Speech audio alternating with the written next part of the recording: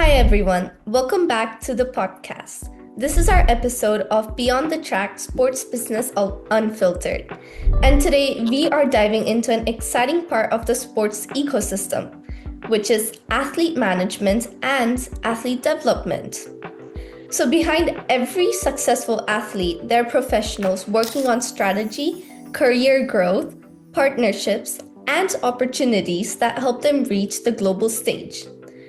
And today's conversation will explore what it really takes to support athletes and build meaningful careers in sports. Most people who go to the Olympics go as athletes, but today's guest went as an athlete manager, and he was the youngest Sri Lankan manager to represent a national Olympian at the Tokyo 2020 Games. This is Mr. Sanjaya Ganlath. So Sanjay Hi is Arna, thank you for the introduction. and thank you so much for joining to our podcast. So No he problem. is Happy to be part of the podcast. so he is an athlete manager and sports entrepreneur from Sri Lanka. He's the co-founder of the Sports Manager LK, a platform focused on empowering athletes. Alongside this, he's also a board member and sports director at Special Olympics Sri Lanka, where he supports inclusive sporting opportunities for athletes with intellectual disabilities. So, thank you so much for joining us again. And yeah, we can get started then. Yeah, go ahead. Yes, I'm happy to be a part of it. Thank you for getting me involved in this, and I'm like very proud to see young athletes doing something like this. So I'm very happy to support you as well. Yeah, thank you so much. All right, so starting off, you played basketball competitively for over 15 years. And for most athletes, the story ends when the playing does. So, what was it like going from being the person on the court to the person managing the person like on the court then? Okay. To tell you, Arna, I'll just give you a little bit of background, like as to how I got into basketball. Then you'll understand why I got into this. So basically, my whole family is a part of basketball. Like my dad used to be my first coach, and I started playing basketball when I was 5 years old. And then since then I played basketball all my life. I mean, to tell you, I have a basketball court at my home itself. We have a ring, so whenever after school when we come home, we always used to go and do some shooting, and like my brothers get involved. And I was also a part of the Sri Lanka national youth team at that time. So that is actually one of the reasons why I was so much in sports. And if I tell you, I used to cut classes to go for practices. So I mean, during that time, I was a very passionate basketball player. And to tell you a little about what you asked me about how my experience in basketball actually converted me to become an athlete manager is basically I saw a lot of athletes giving up their sport, right? I mean, we see when you don't feel that you don't have a future, or it's very easy for someone to give up. So that was one of the reasons why I started it here in Sri Lanka, and I saw many athletes giving up like that. So the opportunity that I saw from being an athlete by myself, I thought, okay, maybe this is a good time to actually come on board and help. And also my background in actually studying overseas is actually one of the exposures that I got into getting into sports, because I used to mingle with a lot of Nigerian basketball players, Chinese basketball players. Then there was Malaysian basketball players, Australian basketball players. So I was in a big sort of a basketball network at that time, and I saw the talent that was there, and I was exposed to leagues. I was exposed to that team environment when it comes to international basketball. So that is one of the reasons I got into this. And also to tell you a little bit, like because of all because of basketball is what I am right now. And If you see the exposure that I got, the opportunity that I got, even like for me to get even a scholarship to go and study overseas was because of basketball. Mhm. So I think stepping off the court was a bit of a hard thing for me to do because like you've been in the industry for so long, you played for so long, and just taking a step back was not easy. But also at the same time, I thought, okay, I'm going back into something that I love doing. So that is one of the reasons that I actually got into supporting athletes, and like mainly basketball, and then like there are other sports also that I support here. Yeah, yeah, I really like your story, and I think it's like really interesting because you started playing basketball from the age of 5, and then yeah, it got you in the career today. So that's really interesting. And yeah, so moving on to the second question then. To moving on to Tokyo, this is the chapter that puts everything in perspective as well, because you became the youngest Sri Lankan athlete manager to represent a national Olympian in the Tokyo Olympics. So could you take us there, maybe just walk us through that experience and what it was like? Sure.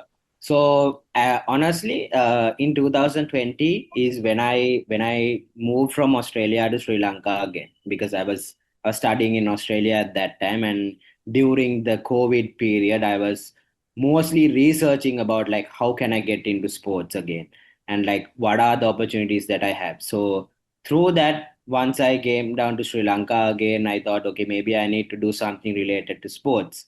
And one thing that came up to my mind was I love athletics. Like when I was in school, also I used to love athletics, and I thought maybe it's a good time for me to actually start this. So one of my friends and then myself, we had a conversation as to how are we going to support the ecosystem of sports in Sri Lanka, and then we started the sports manager.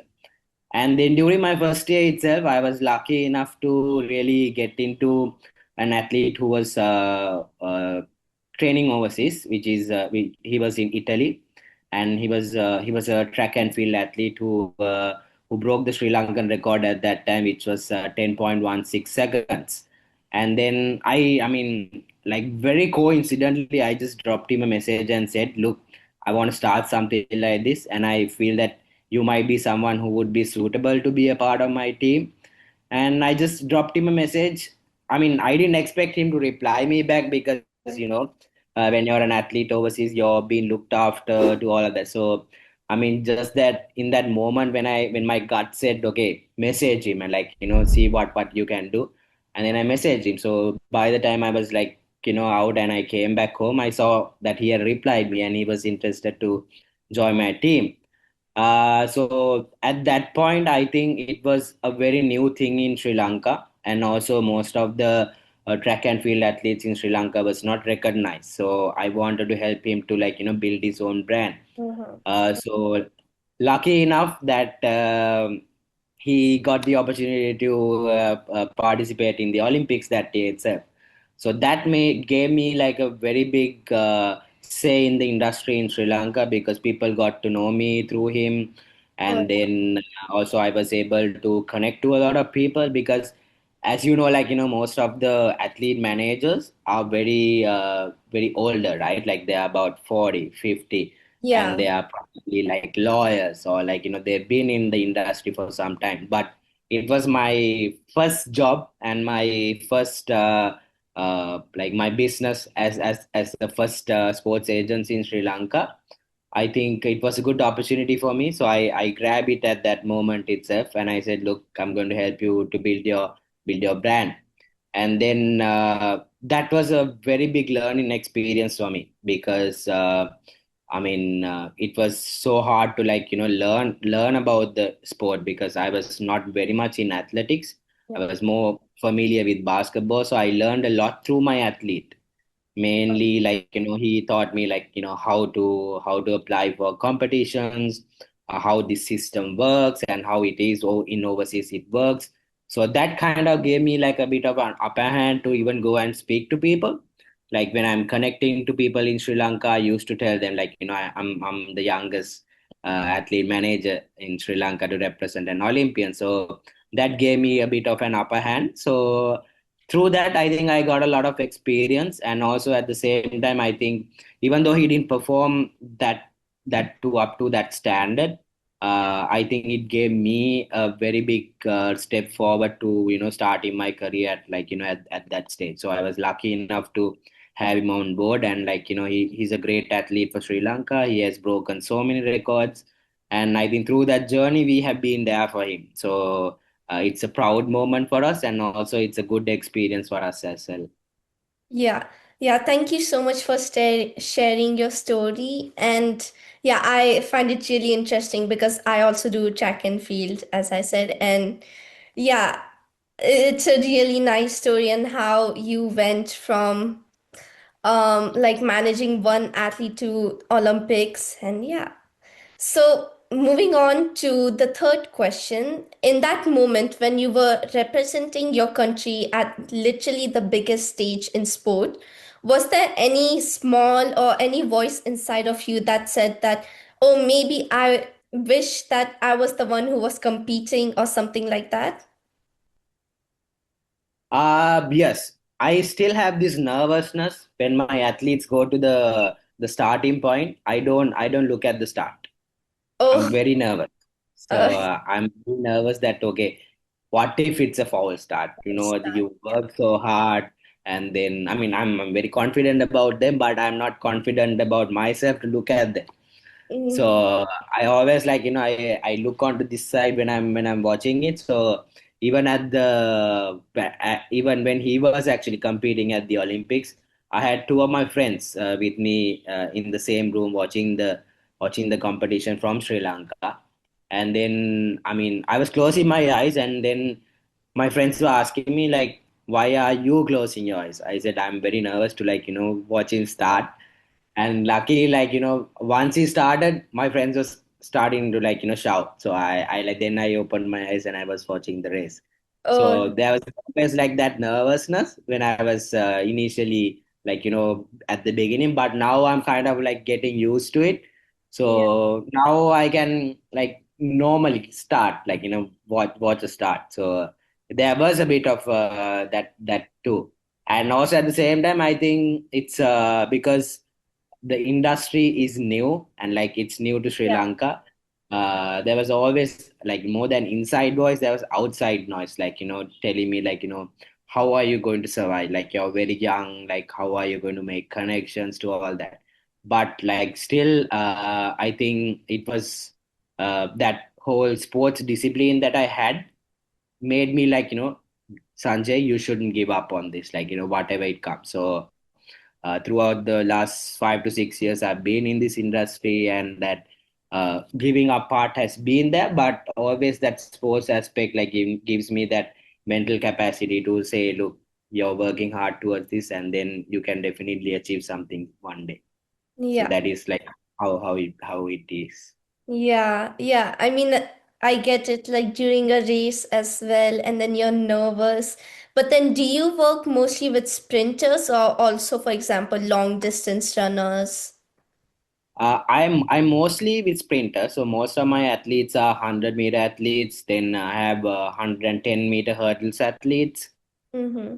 Then I have one jumper who's a high jumper for Sri Lanka. Oh, He's the current national champion. So mm-hmm. he's there with me. So I'm mostly working with sprinters. So I love a race to finish fast, because Yeah. the more you wait, the more nervous you become. So Nervous. I like the race to finish fast. Yeah, that's true. That's And then you know that there's a conversation that rarely happens in sports management, and it's the intersection of elite performance and inclusive sports. So, do you think those two worlds understand each other well enough, or is there like a disconnect?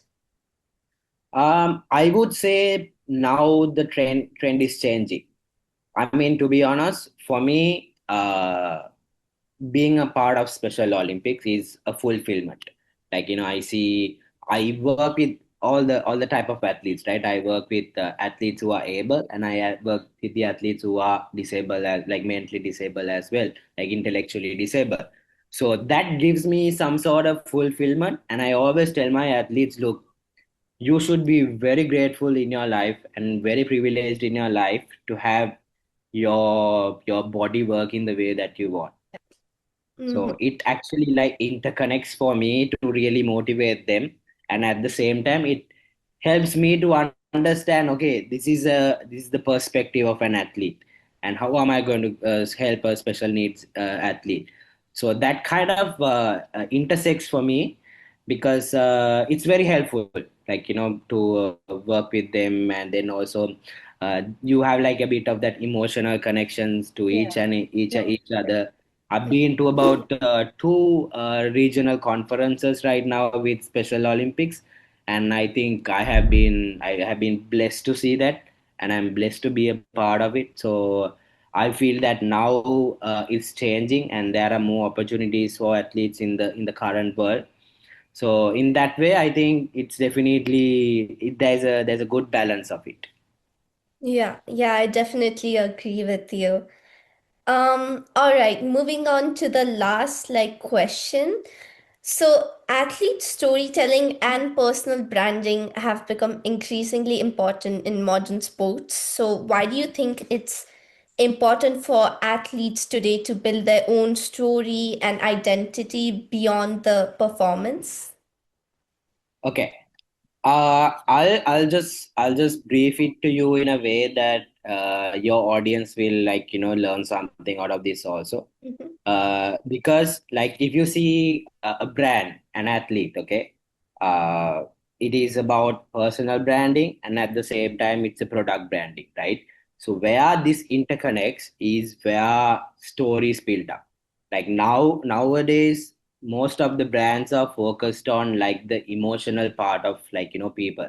Like Yeah, say now, to target you as an audience, how am I going to emotionally collaborate this idea through an athlete to their audience? So that is something that is currently building up in the industry, and also you can see most of the brands like Nike, Adidas, and then all these big brands are mostly focused on the emotional part of the athlete story. yeah, So it definitely like I'm saying, it interconnects to each other, and at the same time it's good to have your own story as well. I mean, most of the, like, if I give you an example, most of my athletes who I'm currently managing are from very difficult backgrounds. They come from very rural villages. They have their financial difficulties, but still, there is a story that they never gave up. yeah, Like say So that kind of is a good marketing point for a brand to actually get an athlete. yeah, So in that way, I think it directly connects with the brand. So even when you're speaking to brands as an athlete manager, that is something that I highlight a lot, because the story behind these athletes, putting their work each and every single day, not to give up, is something that a brand wants. And then through a brand, you can actually reach out to a wider audience, right? Apart from the audience that the brand wants to speak to, you can also reach to the brand's audience as well. I mean, if you take, for example, let's say that Adidas or Nike, you know Adidas because of an athlete, right? But so that is the emotional story that they have always interconnected to each other. So in that way, I think building that up as in the modern sports is very important. And also when it comes to a brand perspective, it gives a lot of value to the brand. So that yeah, is why it's very, very connected. yeah, I definitely agree with you. Yeah. Okay, so now we're going to switch to the rapid fire questions, and you can answer them very briefly or like in just one sentence or so. So let's get started with these. Sure. The most underrated skill in sports management that nobody talks about. Um, I would say being able to shape a narrative athlete around is something that people don't talk about, Mm-hmm. because I think you see, like I said in the previous question you asked me, there are so many stories, right? Yeah. So that narrative gives a big advantage for an athlete. So I think that is a skill that is not everyone's talking about, and also something that I am working on. So I think Yeah. that's one of the biggest ones. Mm-hmm. And then if you could manage any athlete in history, yeah, dead or alive, who would it be? I would say Michael Jordan. Oh yeah, that's a good one. Yeah. Um, one mistake early in your career that taught you something valuable? Okay, I'll tell you this. So I'm reading this book currently. So in that book, when I'm reading that book, I identify a lot of things that I have been doing wrong. So something that I have been doing wrong is that in the book it says to start poor. Okay, when you're even like when you're starting a business, you think that you're a poor person and you're not going to spend so much money. So Mm, something or like a mistake that I did was that like I spent a lot of money at the beginning, and then I invested a lot on like the marketing part of it, PR part of it. Whereas I think if I had like reduced it a bit, I would have been in like a better place. But at the same time, I think it's also gave me like a learning experience as well. So I think starting poor is something that I did wrong at the beginning. yeah, thank you for sharing that advice. Yeah. And one habit that helps you stay focused on your long-term goals. I would say discipline and consistency. That's the most important thing because no matter what situation it is, you shouldn't be giving up. And then when you train your mind to actually be disciplined and consistent in that way, I think it helps you to be focused and also to have your long-term goals aligned. Hmm. Because now, if you think like what I did about 3 to 4 years ago, I see results right now. Imagine if I gave up at the beginning, like or gave up in the middle, saying, "Okay, I'm putting so much of effort. Why am I not getting results?" So that discipline and consistency is very important for you to, stand along in this Yeah. industry. That is one habit that I would always, continue to do: discipline, consistency, and also I think reading and being updated about the industry changes because now you see like AI being involved, right? Mhm. And that takes a big part of like your marketing, like your basically and a brand can actually develop an AI athlete to promote their products, whereas now you have to be updated about it on how you're going to tackle it. Yeah, So yeah, in that's that way being updated is also one good habit that I do through reading. So those are like the three things that I yeah, those are good ones. Yeah. All right, so that was the last rapid fire question. And I just want to say thank you so much for joining us today and sharing your insights. It's been such an interesting conversation about athlete management and about talent and also building opportunities within sports ecosystem. And for everyone listening, I hope you enjoyed this episode and that you learned that there are roles in athlete management, event strategy, and entrepreneurship that helps shape the future of sport. So, thank you for tuning in to this episode of Beyond the Track Sports Business Unfiltered, and see you in the next episode.